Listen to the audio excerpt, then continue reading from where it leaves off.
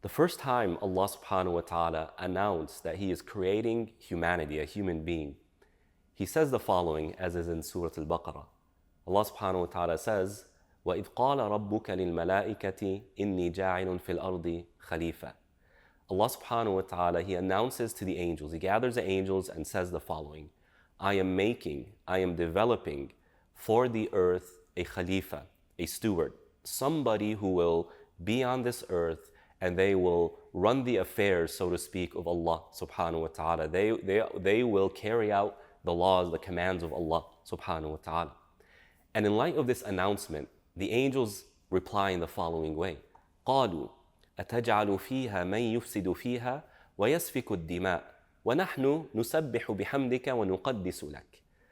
The angels respond in confusion.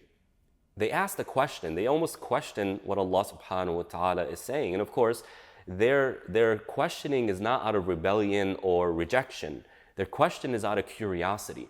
And they say, Oh Allah, why would you create a creation that will cause mischief on this earth and spill blood, meaning they will kill one another, when you could create that which, like us, we are constantly and permanently in a state of praising you and purifying ourselves for you.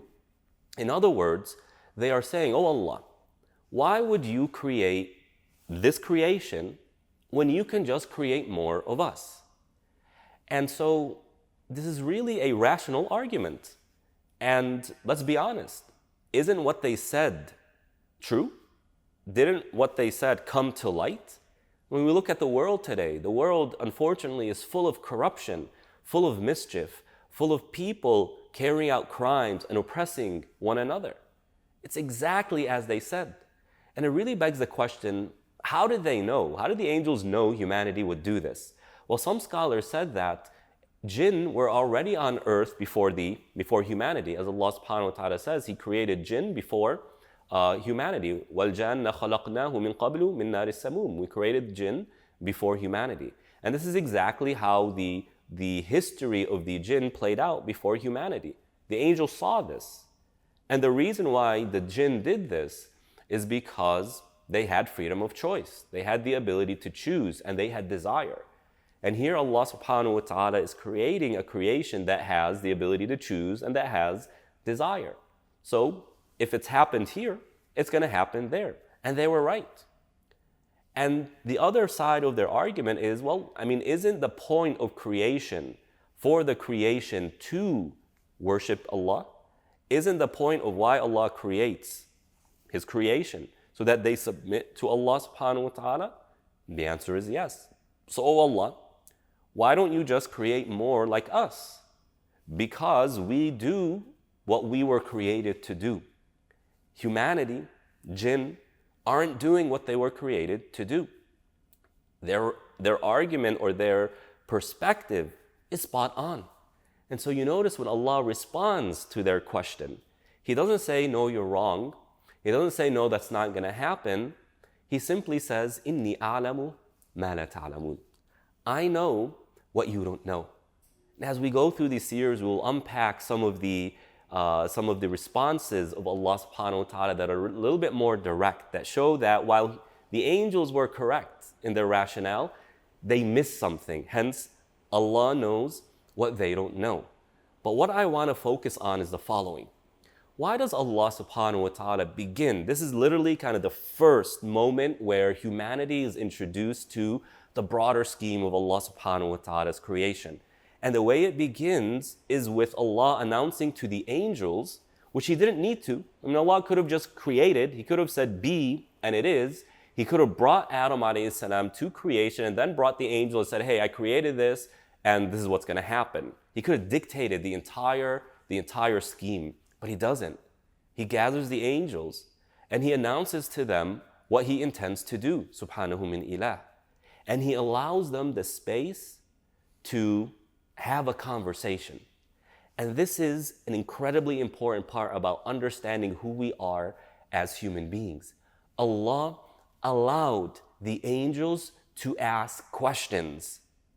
And He didn't deny them that ability. He didn't reprimand them for asking questions. Rather, he responded to the claim. He responded in a vague way that later becomes more understood and more known to the angels. But the idea is the origin of humanity, the very, very beginning of humanity, begins with a conversation. Why? Well, perhaps, Wallahu ta'ala a'lam, Allah knows best, perhaps the reason is because Allah wants to lay the foundation of His role, His place in the life of the created, whether that's the angels or the jinn, and most importantly, the human being. Allah subhanahu wa ta'ala is signifying here that His role in the life of humanity is not like a dictator. It's not like a tyrant where there is no room for understanding. There is no room for asking questions. There is no room for a conversation. There is no interest in entertaining anything humanity has to say. Allah subhanahu wa ta'ala is the King of Kings, and He has every right to dictate every single thing that happens. And anything He says and does or doesn't say or doesn't do is 100% correct.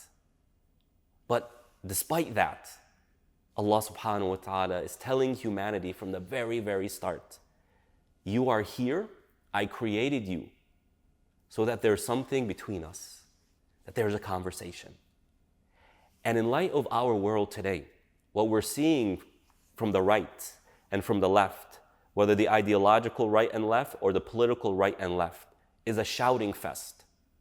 Everybody is screaming to the other while simultaneously putting their fingers in their ears saying, la, la, la, la, la, we won't listen to what you have to say. And this goes completely against the human experience. Look at how Allah subhanahu wa ta'ala is laying the foundation of what it means to be a human being. What is the relationship between the creator and the created? That is back and forth. When you look at dua, what is dua? Dua is essentially communicating to Allah in a type of conversation. Oh Allah, this is what's happening to me. This is what I need. This is what I would like. But the believer, while they are making dua, already knows that Allah knows what they need, already knows what their situation is. It's like we are telling Allah while He knows that this is my situation. Oh Allah, this is my situation. He knows it already. Yet dua is the essence of our relationship with Allah subhanahu wa ta'ala, as the Prophet ﷺ teaches us, ad-du'a huwa al-ibadah.